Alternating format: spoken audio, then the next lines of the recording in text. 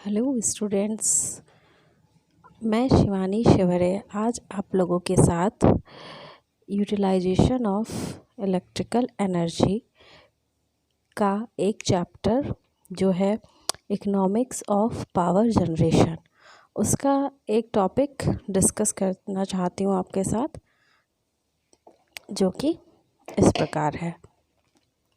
लेकिन इस टॉपिक को समझने से पहले हमें सबसे पहले कुछ टर्मिनोलॉजी है जो समझना पड़ेगा, जिसमें से फर्स्ट टर्मिनोलॉजी है वो है इलेक्ट्रिक लोड कर्व। ठीक, इलेक्ट्रिक लोड कर्व क्या होता है? ऐसा कर्व जिसकी सहायता से हम इलेक्ट्रिक लोड को पहचान सके या जान सके, वो क्या कहलाता है? Load curve. लोड कर्व किसके किसके बीच में बनता है? टाइम ड्यूरेशन और टोटल लोड कितना है उस समय पर, उसके बीच का जो ग्राफ होता है वो कहलाता है हमारा इलेक्ट्रिक लोड कर्व। ठीक, जैसे कि मैंने यहाँ रिप्रेजेंट किया हुआ है। ठीक है, जो कर्व दिखा रहा है, देखिए एक्स एक्सिस में क्या है? आवर्स है, घंटे दिन का है, और जो वाई एक्सिस है उसमें क्या दे रखा है? लोड दे रखा है, जो कि किलोवाट में है।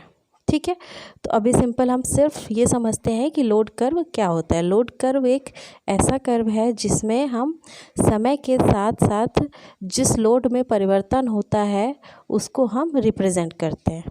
ठीक है, अब इसके बाद हम देखते हैं कि इस लोड कर्व को हम 3 तरीके से फाइंड आउट करते हैं। तो पहला तरीका है डेली इलेक्ट्रिक लोड कर्व। मतलब जब हम लोड कर्व को डेली बेसिस पे ड्रॉ करते हैं तो क्या कहलाता है? वो हमारा डेली इलेक्ट्रिक लोड कर्व। ठीक है, तो इसमें हम जो टाइम ड्यूरेशन लेते हैं वो 24 आवर्स का लेते हैं। तो जिससे हमको 24 आवर्स में कितना वेरिएबल हुआ लोड में वो हमको दिखाई देता है। ठीक है, तो और सेकंड है आपका मंथली इलेक्ट्रिक लोड कर्व। इसमें क्या करते हैं कि जो हमारा टाइम ड्यूरेशन है वो आवर्स के अकॉर्डिंग ना हो करके मंथ के अकॉर्डिंग चलता है, कि यानी कि मंथ में कितना वेरिएशन हुआ है लोड में। ठीक है, इसलिए हम इसको कहते हैं monthly electric load curve. Next है एनुअल इलेक्ट्रिक लोड कर्व। ठीक, अब जैसे सिमिलरली डेली वाले में पर आवर का हमने टाइम ड्यूरेशन लिया था, मंथली में हमने मंथ का टाइम ड्यूरेशन लिया था, और एनुअल में हम क्या करेंगे? वर्ष का जो टाइम ड्यूरेशन लेंगे वो वार्षिक लेंगे, यानी कि एक एक वर्ष का। इससे हमें पता चलेगा कि एक एक वर्ष में कितना लोड वेरी करता है। ठीक है, इस तरीके से हमें लोड कर्व ड्रॉ करने से ये चीज़ें पता कर चलती हैं। अब लोड कर्व से हमें फ़ायदा क्या होता है, यानी कि एडवांटेज ऑफ लोड कर्व। पहला फ़ायदा ये होता है कि लोड कर्व से डिफरेंट टाइम, ये देखिए डिफरेंट टाइम पर लोड की स्थिति ज्ञात की जा सकती है। मतलब कि किसी पर्टिकुलर टाइम में कितना लोड है, इसको अगर हमें फाइंड आउट करना है तो हम सबसे आसान रास्ता है कि हम लोड कर्व हमारे पास अवेलेबल हो और उस लोड कर्व से हम समय के साथ साथ लोड की स्थिति ज्ञात कर सकते हैं। सेकंड है कि हम बहुत सारी चीज़ें ज्ञात कर सकते हैं, जैसे हाईएस्ट लोड कितना है किसी समय में, कितना एवरेज लोड है, और कितना लोवेस्ट लोड है, और कितना बेस लोड है।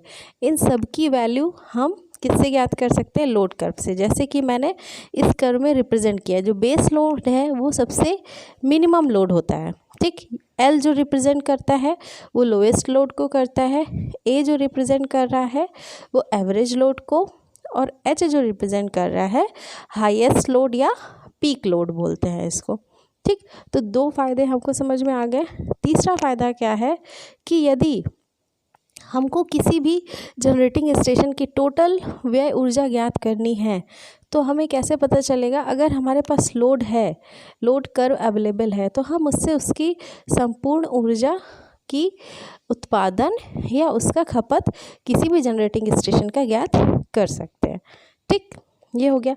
अब अगला फ़ायदा है, एडवांटेज ये है कि हमें इससे लोड फैक्टर ज्ञात होता है। लोड फैक्टर क्या होता है कि एवरेज लोड और जो हाईएस्ट लोड है, एवरेज लोड और हाईएस्ट लोड का जो आपका रेशियो होता है वो क्या कहलाता है, वो कहलाता है आपका इलेक्ट्रिक लोड फैक्टर, जिसका प्रयोग हम बहुत सी जगह में करते हैं। ठीक, अब इसके आगे हम जितनी भी डेफिनेशंस हमने इस लोड कर्व में देखी हैं, पॉइंट्स देखे हैं, जैसे बेस लोड क्या होता है, लोएस्ट लोड क्या होता है, एवरेज लोड क्या होता है और इलेक्ट्रिक लोड क्या होता है। ठीक है, इसके बारे में अब हम डिस्कस करेंगे। ठीक, अब जैसे हमने यहाँ देखा इलेक्ट्रिक लोड, सबसे पहले हम समझते हैं कि इलेक्ट्रिक लोड होता क्या है। ठीक, अगर किसी इलेक्ट्रिक सप्लाई सिस्टम के द्वारा जो कार्य किया जाता है वो कौन, मतलब जो विद्युत कार्य किया जाने की दर है, उसे हम क्या कहते हैं, वैद्युत भार। मतलब वैद्युत कार्य को किए जाने की दर किसके द्वारा, इलेक्ट्रिक सप्लाई सिस्टम के द्वारा। तो ये हमारा क्या कहलाता है, इलेक्ट्रिक लोड। ठीक है, अब ये इलेक्ट्रिक लोड जो है वो डिफरेंट टाइप्स के होते हैं। सबसे पहला क्या है, वेरिएबल इलेक्ट्रिक लोड या कांस्टेंट इलेक्ट्रिक लोड।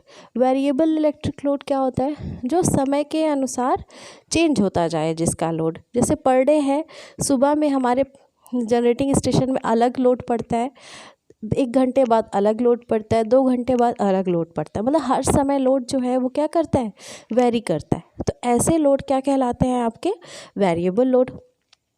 और सेकेंड है कांस्टेंट इलेक्ट्रिक लोड। ऐसा इलेक्ट्रिक लोड जो लगातार कॉन्स्टेंटली बना रहे अपने जनरेटिंग स्टेशन पे, वो लोड कहलाएगा कांस्टेंट इलेक्ट्रिक लोड। फिर सेकेंड क्या है, बेस इलेक्ट्रिक लोड।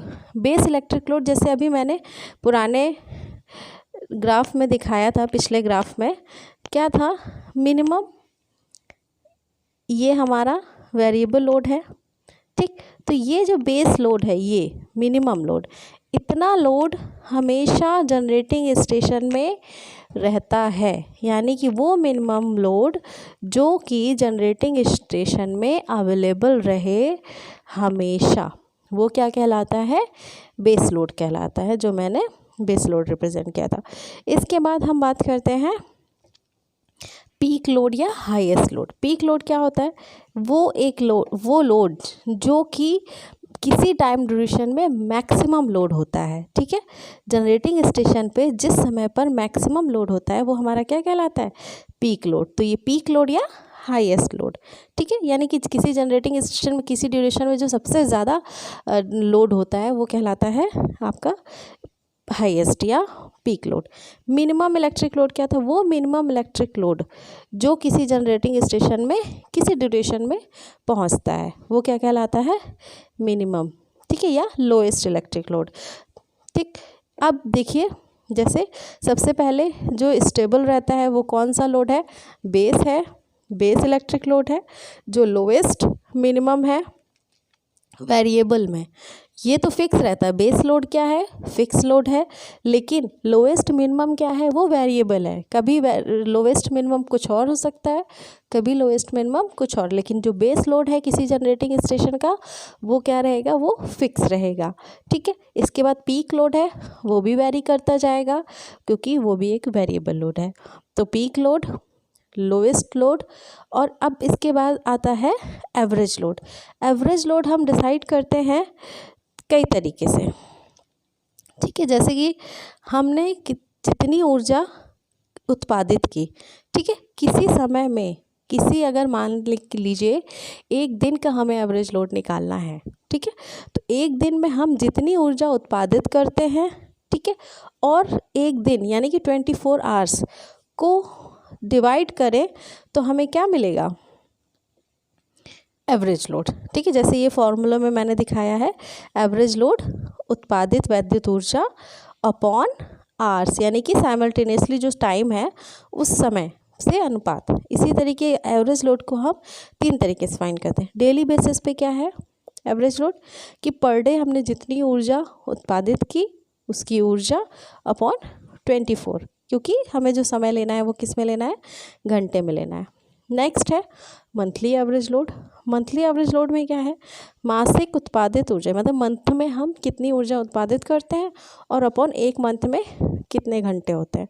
तो जैसे 30 दिन होते हैं एवरेज में और 24 आवर्स, तो ये एवरेज लोड हमें प्राप्त हो जाएगा इससे। जब हमें एनुअल एवरेज लोड ज्ञात करना होगा तो हमको वार्षिक उत्पादन हमने कितना किया और रेशियो डिवाइड किससे करेंगे, 365 मल्टीप्लाइड बाय 24। इससे हमें क्या पता चल जाएगा, एवरेज इलेक्ट्रिक लोड किसका, किसी भी जनरेटिंग स्टेशन का। ठीक है, एक पॉइंट इसमें अब है अगला, कनेक्टेड इलेक्ट्रिक लोड। ठीक है, मतलब कि जब भी हम बात करेंगे अभी आगे तो कनेक्टेड लोड क्या होता है, किसी भी स्टेशन पे जो अलग अलग, जैसे अलग अलग इक्विपमेंट्स होते हैं, वो उनका अपना अपना अलग अलग लोड है। जब वो सारे लोड एक साथ कनेक्टेड हो जाएं, ठीक है, एक साथ यूज़ हो, तो क्या कहलाएंगे, कनेक्टेड लोड कहलाएंगे। ठीक है, कि मतलब उससे कितने लोड जुड़े हुए हैं, किसी भी जनरेटिंग स्टेशन से किसी पर्टिकुलर टाइम में कितने लोड जुड़े हुए हैं, वो क्या कहलाएगा, आपका कनेक्टेड लोड।